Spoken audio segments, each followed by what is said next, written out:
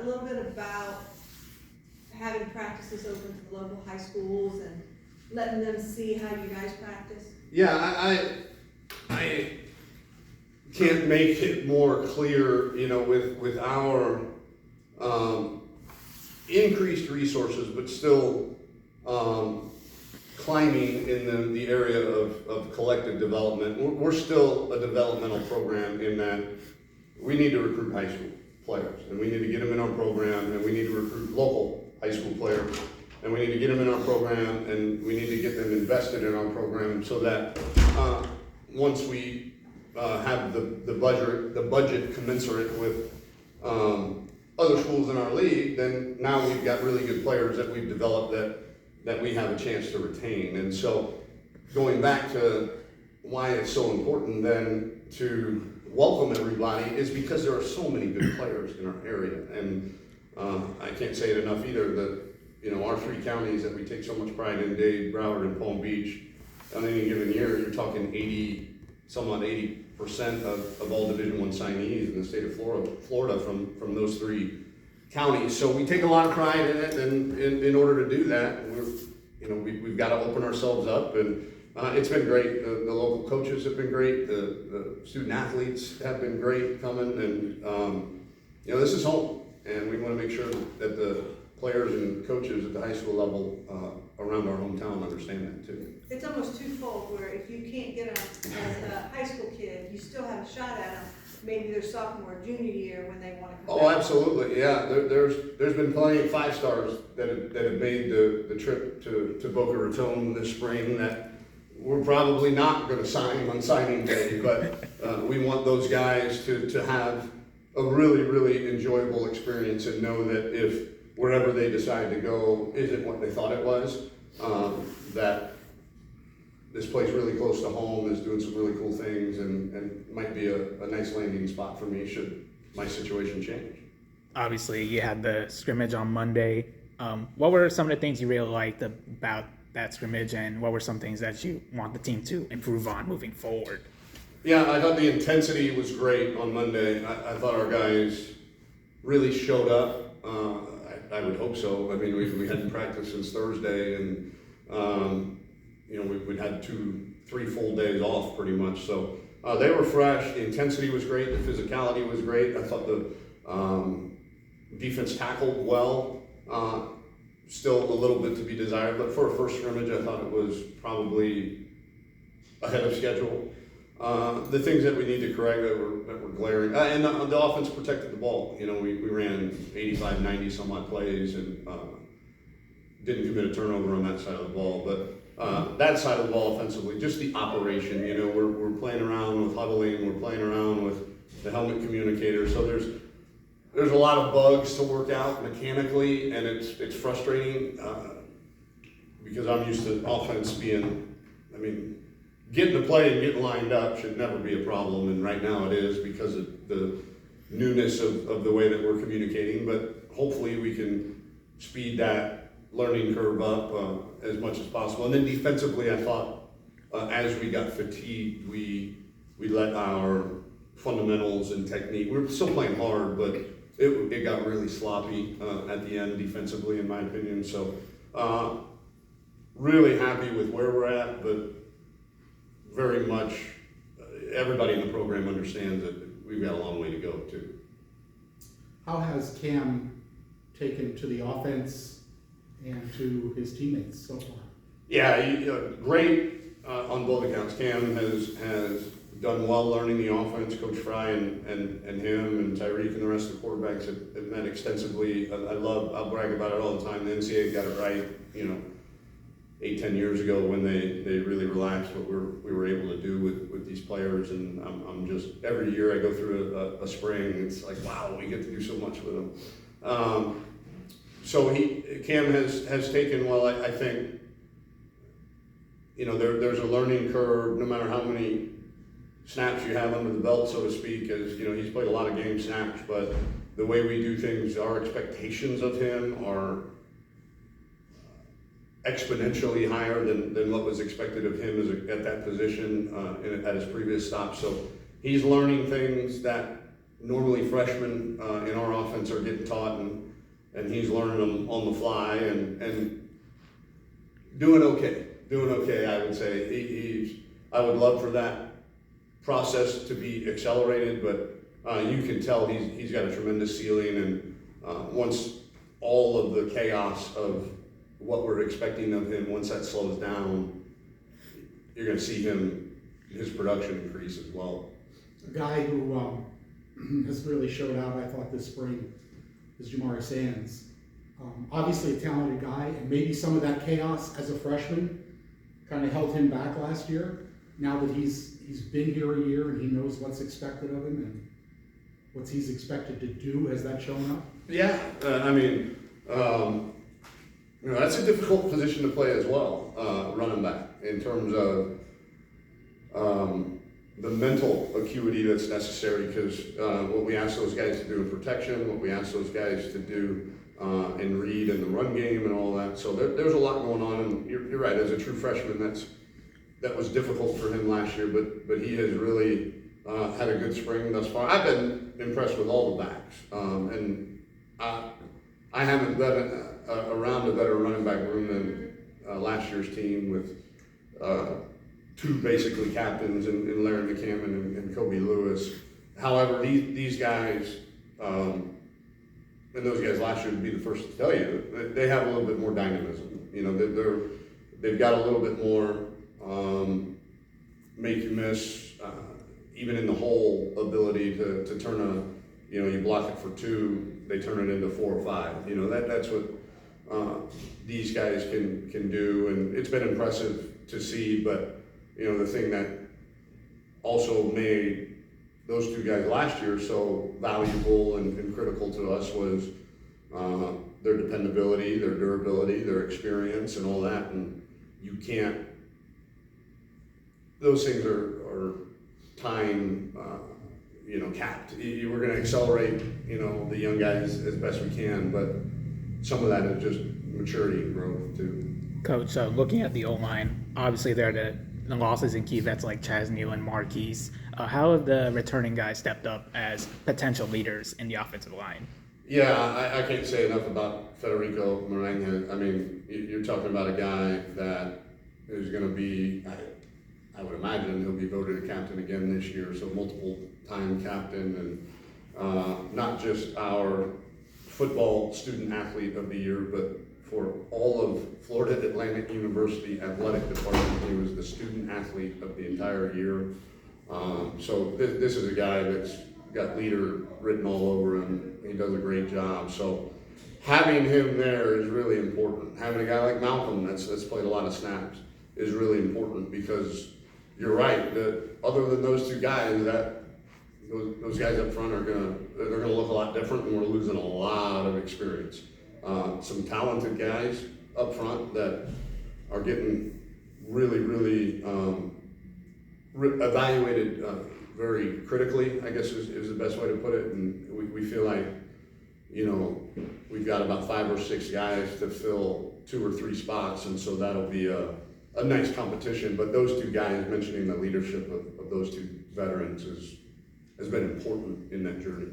And you got some of the additions to the O-line, Daughtry and Keon and Keon. How have they adjusted to their surroundings with the program, with the team throughout practice? I think, Daughtry having a year experience on that. I mean, it's very obvious the different levels of experience those 3 guys that you mentioned have.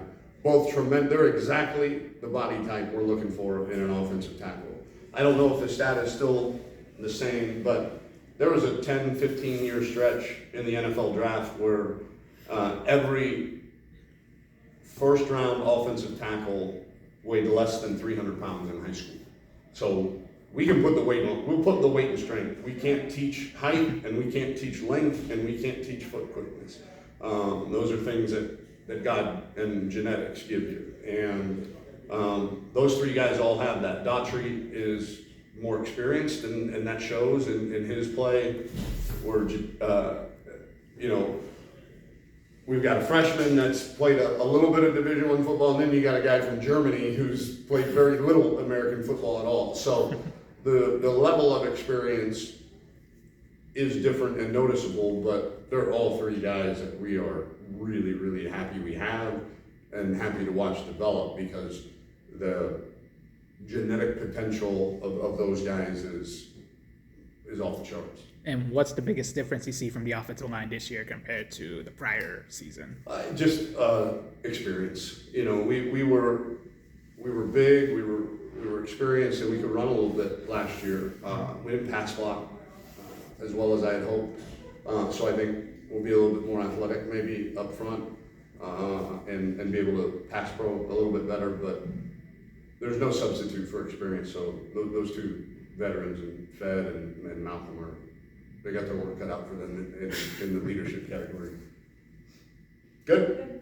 I have a question for you, not necessarily. January with new guys in your unit, a lot of big guys, a lot of guys that highly touted, but you've got to help them along with the experience. How is that coming together and bonding doing? So I think through experience that helps out a lot. Now that I'm a actual redshirt senior, I can help out all the other guys. I know the positions, I know the techniques, so whenever they have a question, they can see me on the field as another coach. So it definitely helps out. It helps out everybody in that sense. And the guys that we brought in are smart guys, so they pick it up pretty quickly. With the losses of Chaz Neal and Marquise, how have you taken the steps to embrace the role of being a leader in the O-line? Well, I think I was already a leader last year, but it definitely, that's a tough question. let me think about it. Next one, and then I'll think about it, then ask it again, because it's a tough question. Okay, how are things coming along in spring camp for the O-line? Things are going pretty well. We just had our first scrimmage. You know, there's always things to improve on, but right now with what we just saw with that first scrimmage, I think we have a steady base, and we can only go up from here. You know, the obvious thing is finding the best five guys. Yeah. I mean, your boy Lamas is playing guard now, not center anymore. Yep. So is it a little bit of mix and match through the spring, and then we'll see how things play out as we get closer to the season? Yep, it's definitely a mix and match right now. Every single practice we have a different rotation going in just to see which of the five guys matches the best. But it's definitely awesome playing with Lamas next to me. I played with him in high school, so it's definitely cool to make some calls in Spanish, and he understands them, so that's pretty cool. Even with all the change in the O-line, how has Coach Warner kept all of you guys on the same page throughout each spring session? Coach Warner is a fantastic coach. He's always taught us the best way to block any type of scheme. His fundamentals are fantastic. So I think Coach Warner does a fantastic job in the way he coaches us, and I have no worries about that. I may be way off in this, but to me, it seems like you've got more depth in the spring than you have in the springs that you've been here in the past, just because the roster is bigger. Yep. Are you getting a truer look for what the team might be this spring? Yeah, I think it's on both sides of the ball. The Yeah. defense and the offense has a fantastic amount of depth, and I think that's what's helping us out with the rotations, because we have so many guys that we can mix and match, see who fits with who doesn't, and that depth is a positive thing for us.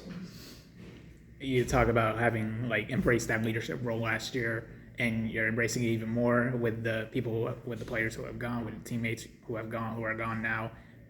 What are you looking to get better at most throughout spring practice this year? Well, there's always things to learn and to get better on as a leader. A leader is someone that should always be a student of the game. So that's how I see it. You always have things to learn on, and things that you never know everything, and that's how a leader should be, and that's how a leader should treat everybody else. You should always pick guys along with you. So that's how I'm trying to fix things and try to get better on. Just bring guys with me and trying to have everybody get better. Okay. We're good. This is a me trying to learn question. How is, the helmet communication changing? So actually, I don't know yet. I don't think the rules have passed yet, or we don't know how many guys are able to have a microphone in the helmet. But for now, the quarterbacks are starting to have that those microphones in the helmets, and it's definitely helping out. You know, they don't have to see the signals; they actually hear them from the offensive coordinator. So I think it'll be a positive thing. Maybe if I get a microphone later on, that'd be cool too. You're gonna have karaoke night? Yeah, I'll have karaoke every day. I wouldn't mind it. But I think the microphones are definitely going to be a positive, have a positive effect on. Is it different to have to go back and go to the huddle before you come up to the line, or were you guys kind of doing that somewhat anyway? So I think we're trying to figure that out right now with the huddle and the speed breaks and stuff like that. But I like huddles. I don't mind having huddles. It's everybody's on the same page when you're in the huddle. If you're not, then you weren't paying attention. So I don't mind huddles, and then speed breaks are the same thing. Now that the quarterback has a microphone, we can have our speed breaks, and everybody can line up, and he'll tell us what to do because he doesn't have to look at the sideline because for the signal. So I think it helps out. Yeah, I just noticed. What about your acclimation this spring to Florida Atlantic and FAU football? I would say for me, it was like kind of a big step because I come from Germany, so it's a whole nother like country, like new people, new environment, and especially the weather. It's a little warmer here than in Germany. Just wait till August. Yeah, I've heard. But I've been really enjoying it to play football at this level now, and yeah. Where do you find the strength to go to a whole new country, and what gave you the encouragement to follow this dream? So football, like I started playing because my dad used to play in Germany, so it kind of developed early in my life, like when I was 10 to 13, that I really wanted to play on a higher level. And as I went on and I saw I'm gifted and I got some good traits, I decided to take the shot, and yeah, I am. Been homesick yet? Yeah. I miss my little brother the most, probably, just like holding him, and yeah. Especially when practice is hard, you're tired, everything, you just want to lay down, be with your family, but luckily I got a new family here now, and yeah. Go ahead. How did you, or when did you first become aware that American colleges might be interested in you? So I actually got like scouted in Germany from a guy, his name is Brandon Collier. He has like this whole organization in Germany called PPI, and he just saw me at a football camp there in Germany, and he was like telling me that I'm really talented and everything, and that I should work hard and develop to a better player so I can go on the college tour in the summer. And that's how I eventually also like got scouted and ended up here. I know, football, with a U, football. Oh, football, is the number one in Germany, and obviously Yeah. a lot of the winter sports and so forth, but what's the level of interest in American football? I know with NFL Europe and those kind of things. I would say it's definitely smaller than soccer, obviously, but it's growing at the moment. We got a new Europe League, the ELF, and we also got the NFL games in Germany. I think they had 2 last year. In Berlin, yeah. Yeah. So football is definitely growing. The interest in football, the viewership, everything is growing. So that's cool to see. So yeah. Is it obvious to you just from practice that this is a different type of athlete you're competing against? Oh yeah. As opposed to what you have back home? Yeah, it's a whole different sport. It's way quicker. People here play way more aggressive, but that's something I have to get used to, and adapt and get better.